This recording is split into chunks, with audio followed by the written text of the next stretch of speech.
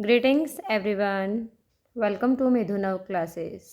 बेटा आज हम करेंगे आपके पेपर में जो सेक्शन सी पार्ट आएगा ग्रामर, उससे रिलेटेड क्वेश्चंस। और जो मैं अब कराने जा रही हूँ ये पिछले साल का सैम्पल पेपर है। आपका जो पेपर आएगा वो बिल्कुल सेम पैटर्न से ही आएगा, तो इसको थोड़ा ध्यान से करेंगे। स्टार्ट करने से पहले अगर आपने अभी तक भी चैनल को सब्सक्राइब नहीं किया है तो सब्सक्राइब कर लें, लाइक करें और वीडियो को स्टार्टिंग से एंड तक ज़रूर देखें ताकि आपको कंप्लीट ग्रामर अच्छे से समझ में आ जाए।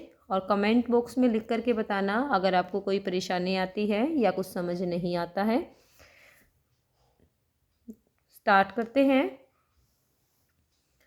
Fill in the blanks by choosing the correct option. Any 4 करने हैं बेटा अपने पेपर में, और इसी तरीके से आपके पेपर में आएगा। तो ए पार्ट है हमारा, the dogs dash messed up the trash bin. The dogs dash messed up the trash bin.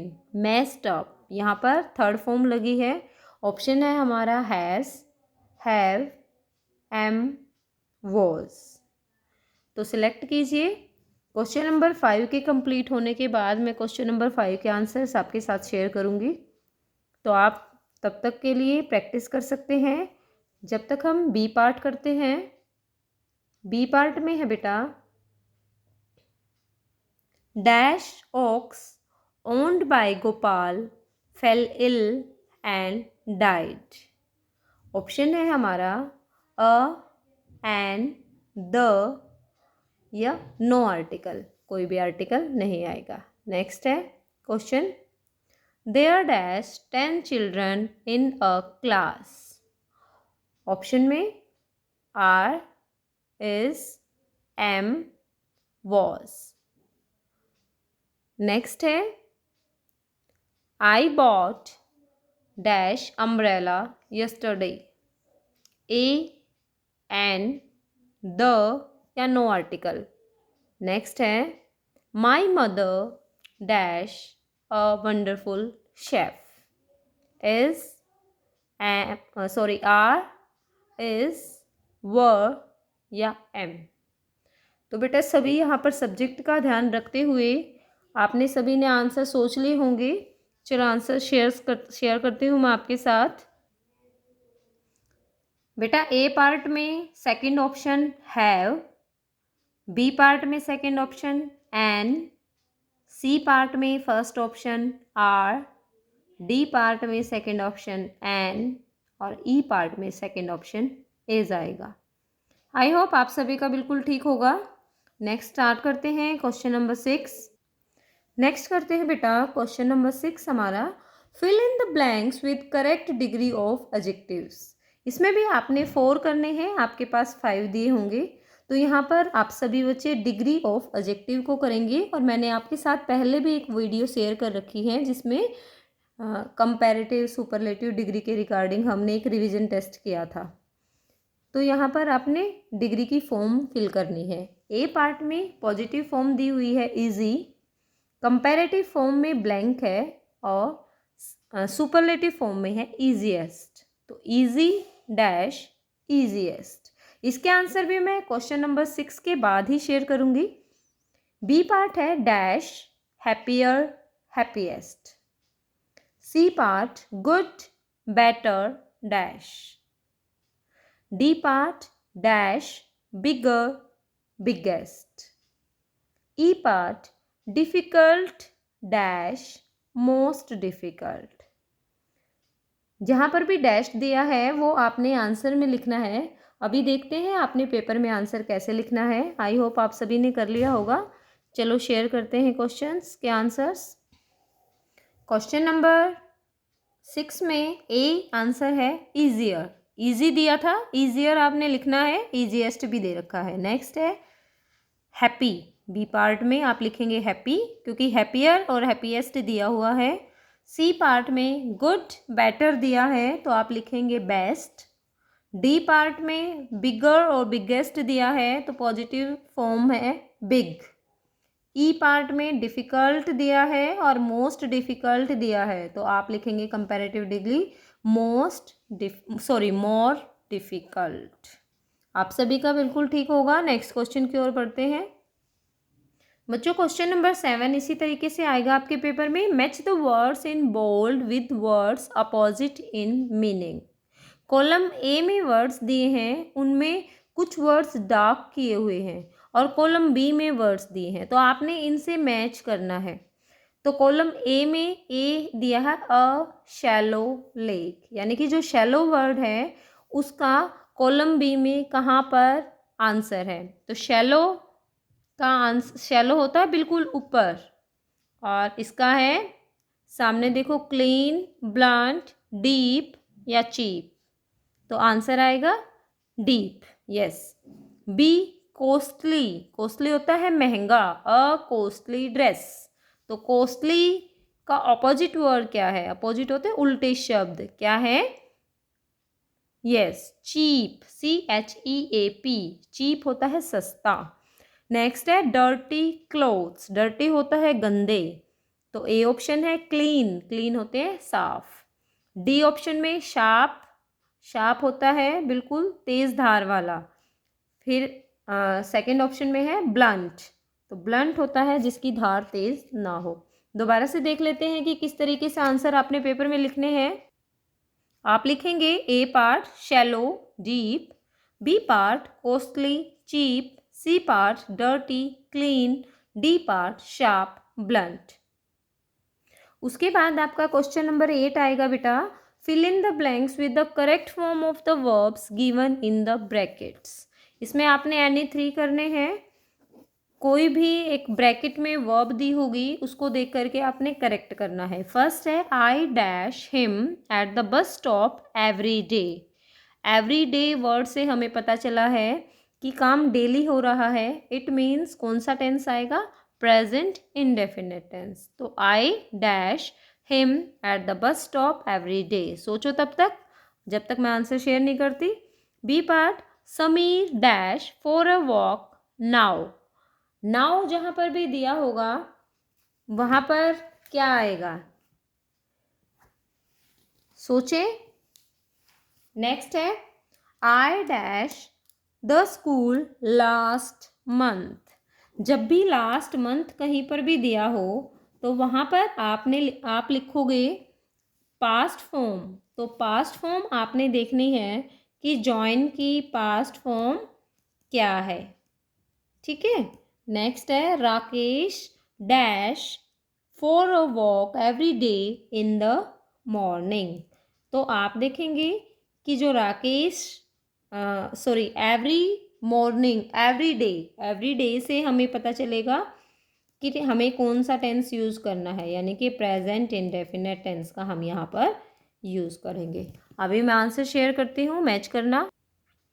A part में आएगा मीट, आई मीट, क्योंकि आई के साथ हम एस और एस नहीं लगा सकते ना। नेक्स्ट है क्योंकि उसमें नाउ दिया हुआ है, तो नाउ जब भी दिया होगा तो हम कॉन्टिन्यूअस टेंस लगाएंगे इज गोइंग। सी पार्ट में लास्ट दिया था तो उस वर्ब की second form joint. D part everyday है तो गोज आएगा क्योंकि राकेश हमारा सिंगुलर है, सिंगुलर के साथ एस और ए एस आता है। उसके बाद पेपर में बेटा आपका सेक्शन डी पार्ट आएगा जो कि लिटरेचर पोर्शन होगा। तो लिटरेचर पोर्शन में हम रीड करते हैं। रीड क्वेश्चन नंबर 9 आएगा ये। Read the following passage and answer the questions that follow. कि आपने पैसेज के क्वेश्चन आंसर्स, क्वेश्चंस को रीड करना, पहले पैसेज को रीड करना है और जो भी उसमें क्वेश्चंस दिए गए हैं उनके अनुसार आपने आंसर लिखना है। तो सबसे पहले हम एक्सट्रैक्ट को रीड करते हैं। पैराग्राफ है बेटा। The king turned round and saw a bearded man running towards them. राजा पीछे मुड़ा और उसने एक बियर्डेड मैन यानी कि दाढ़ी वाले आदमी को अपनी ओर भागते हुए देखा। His hands were pressed against his stomach. जो उसके हैंड्स थे, उसके हाथ थे, वो अपने पेट को दबाए हुए था। From which blood was flowing, जिसमें से खून निकल रहा था। When he reached the king, he fainted and fell to the ground. जैसे ही वह राजा के पास पहुंचा वह बेहोश हो गया और ग्राउंड पे गिर गया। The king and the hermit remove the man's clothing and found a large wound in his stomach. राजा ने और हर्मिट, हर्मिट होता है साधु, साधु ने उसके कपड़े उतारे और उसके घाव को लार्ज, और क्या पाया कि उसके पेट में एक बड़ा सा घाव है। The king washed and covered it with his handkerchief. राजा ने उसके घाव को क्या किया, अपने हैंकी से, रुमाल से साफ करके ढक दिया। But the blood would not stop flowing, लेकिन जो खून है वह तो रुका ही नहीं। The king redressed the wound. राजा ने दोबारा से घाव को रीड्रेस किया। And at last the bleeding stopped, और आखिरकार जो ब्लीडिंग है वह बंद हो गई। उसके बाद बेटा क्वेश्चंस है, देखो क्वेश्चन अ पार्ट है, the king so a dash running towards him. तो इसका आंसर हम ऊपर देख सकते हैं, आप सभी देख पा रहे होंगे। हाँ जी, यहाँ देख सकते हैं, द किंग सो अ क्या है, डैश रनिंग टूवर्ड्स हिम। तो यहाँ पर आंसर दिया है अ बियर्डेड मैन।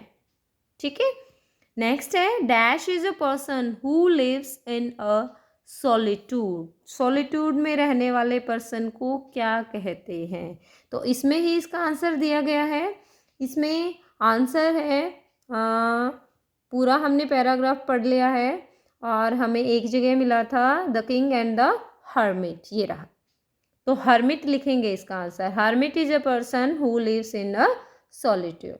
सी ऑप्शन है, state the sentence whether it is true और फॉल्स। ट्रू और फॉल्स बताना है। The king and the hermit did their best to save the life of the wounded man. राजा और उसने, हर्मिट ने क्या अपना, उसका जीवन बचाने के लिए अपना बहुत बेस्ट किया। तो इसका आंसर आएगा ट्रू। क्या आएगा? ट्रू। ठीक है, आई होप सभी को समझ आ गया होगा। नेक्स्ट करते हैं, क्वेश्चन नंबर 10 आएगा बेटा पेपर में। Read the following stanza. आपने ध्यान रखना है, क्वेश्चन नंबर 9 में जो लेसन आएंगे आपके, 2 लेसन हैं, 3 क्वेश्चंस और Gopal and the hills office, उनमें से कोई एक्सट्रैक्ट आएगा। और जो क्वेश्चन नंबर 10 है वो आपको पोएट्री सेक्शन से आएगा। तो क्वेश्चन नंबर 10 में दिया है, read the following stanza and answer the questions that follow. तो आपको एक स्टेंजा दिया होगा, चलो पढ़ते हैं। There is a dusty old window around at the side. यहाँ पर एक बिल्कुल पुरानी सी जो विंडो है, कैसी है विंडो? डस्टी। डस्टी मतलब जिस पर बहुत ज़्यादा धूल जमी हुई है। Around at the side with 3 cracked pains of glass. जो शीशा है उसमें क्रैक पड़े हुए हैं, यानी कि टूटा हुआ है। I often think there is someone staying at me. कभी कभी मुझे लगता है, आई ऑफन थिंक मैं हमेशा सोचता हूँ, देयर इज समवन कि कोई है, स्टेयरिंग एट मी जो मुझे घूर रहा है। ईच टाइम दैट आई पास, जब भी मैं वहाँ से गुजरता हूँ मुझे लगता है कि कोई मुझे देख रहा है। आई will peep through that window one day. एक ना एक दिन मैं भी, पीप थ्रू होता है झांकना, उस विंडो के अंदर झांक करके जरूर देखूंगा। तो क्वेश्चंस दिए हैं बेटे। A option, name the poem and the poet of the given stanza. तो इसको पढ़ने के बाद आपको पता चला कौन सी पोएम है। ऑप्शन रीड कर लेते हैं। The squirrel, Mildred Bowers Armstrong, या the shed, Franklin, mystery of the talking fan, Maud Rubin, या ट्रीज, शिर्ले बॉ। तो बेटा इसका आंसर है, सोचो। यस, आंसर है second part, the shed. Good, the shed, Franklin is the writer. Next आता है बेटा B, the window of the shed was dash and dash. कैसी विंडो थी उसकी? Clean, 2 cracked glass panes, dusty, 2 cracked glass panes, clean, 3 cracked glass panes, या dusty, 3 cracked glass panes. आप एक बार paragraph को देख सकते हैं। यस, यहाँ पर लिखा हुआ देखो, कैसी विंडो है? डस्टी और 3 क्रैक्ड पेन्स ऑफ ग्लास। तो ऑप्शन में आप ये देख सकते हैं, तो कौन सा ऑप्शन आएगा? Option 4, good, dusty 3 cracked glass panes. Next है बेटा, I will peep through that window one day, एक ना एक दिन मैं उसमें झांक करके जरूर देखूंगा। What quality does the poet wish to highlight, कौन सी क्वालिटी पोएट की यहाँ पर हाईलाइट होती है? ए, ब्रेव एंड फेयरफुल, बहादुर है डरता नहीं है। बी, फेयरफुल एंड रफ, डरता नहीं है और बिल्कुल रफ है। ब्रेव या करेजियस, या बहुत ही बहादुरी वाला है, ब्रेव है। डाउटफुल या फियरफुल, या उसके संदेह है या कोई डर है। ऑप्शन सोचे। Yes, C option is right here, brave and courageous, brave and courageous. इस तरीके से आपके पेपर में लिटरेचर पोर्शन आएगा बेटा। क्वेश्चन नंबर 11 है, उसमें आप देख सकते हैं। क्वेश्चन नंबर 11 में आप देख पा रहे होंगे,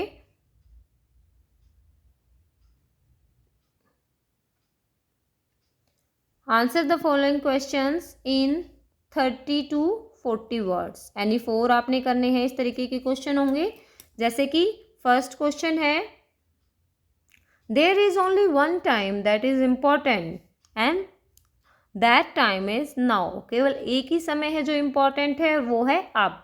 justify the statement with reference to any real world situation of our life, इस स्टेटमेंट को अपनी सिचुएशन में, यानी कि जो आपकी डेली लाइफ की सिचुएशन है उसके इम्पैक्ट में आपने लिखना है। ये सभी आप थिंकिंग बेस्ड क्वेश्चंस हैं, ये आप अपने आप से लिखेंगे, ठीक है।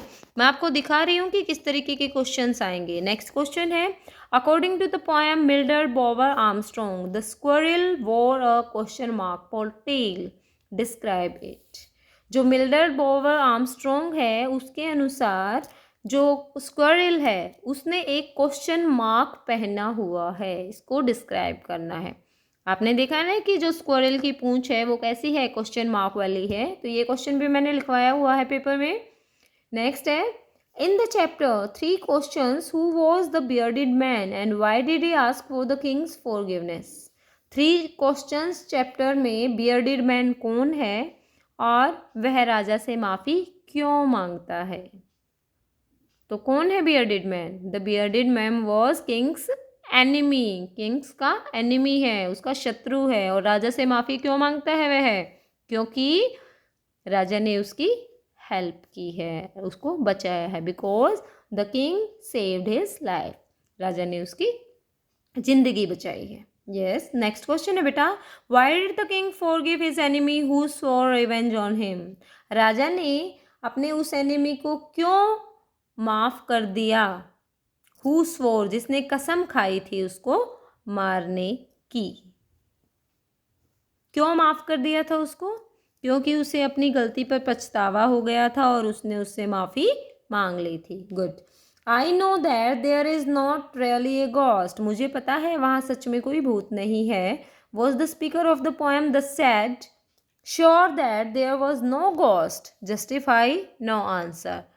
Was that there was no ghost, justify your answer। The shed का जो स्पीकर है वो कहता है कि हाँ मुझे पता है यहाँ कोई गॉस्ट नहीं है, भूत नहीं है। तो आप इस चीज़ को किस तरीके से अपने आंसर में लिख सकते हैं? क्योंकि उसका जो बड़ा भाई है उसने वहाँ पर अपनी क्या बना रखी थी, डेन बना रखी थी, और वो चाहता था कि जो स्पीकर है वहाँ पर आए ही ना। ठीक है, तो आई होप कि इसी तरीके का आपका पेपर बिल्कुल सेम ही पैटर्न से आएगा। तो आप सभी ने इसी के अनुसार तैयारी करनी है बेटा। ठीक है, ये पिछले साल का पेपर है जो मैंने आपको अभी अभी समझाया है, और इसका जो ग्रामर पोर्शन है बिल्कुल ऐसे ही आएगा। तो सभी degree of comparison, superlative degree, positive degree अच्छे से कर लें। और आर्टिकल्स में से आया हुआ है बहुत सारा portion, use of has, have और अपोजिट वर्ड्स। ठीक है, इसी तरीके से तैयारी करेंगे क्योंकि पेपर इसी तरीके से आना है। आप सभी को अच्छे से समझ आ गया होगा ग्रामर सी पार्ट से। और बेटे एक जो स्टोरी है, मैंने आपके साथ स्टोरी शेयर की थी आपके पेपर में। मैं आपको एक बार दिखा देती हूँ। इस तरीके से एक स्टोरी आएगी। आपको कोई भी आपने करनी है, right a story on the basis of verbal inputs. ठीक है। क्वेश्चन नंबर 4 आएगा, आपको कुछ भी एक सीन दिखाया जाएगा इस तरीके से, और उसके नीचे आपको वर्ड्स दिए होंगे, उन वर्ड्स से आपने खुद से स्टोरी क्रिएट करनी है। तो जैसे मैंने वहाँ पर आपको वर्ड्स दिए थे, उन क्लूज़ का यूज़ करके आपने जैसे स्टोरी की होगी, स्टोरी की वीडियो मैंने आपके साथ शेयर की थी, तो इस प्रकार से यहाँ पर भी आपको कुछ वर्ड्स दिए गए हैं। इनका वर्ड्स का यूज़ करके भी आप एक स्टोरी क्रिएट करना और व्हाट्सएप मैसेज पे भेज के देख सकते हो कि कहाँ पर क्या मिस्टेक है, मैं आपको बता दूँगी। ठीक है। आई होप कि आपका एग्ज़ाम बहुत ही अच्छा हो। Thank you.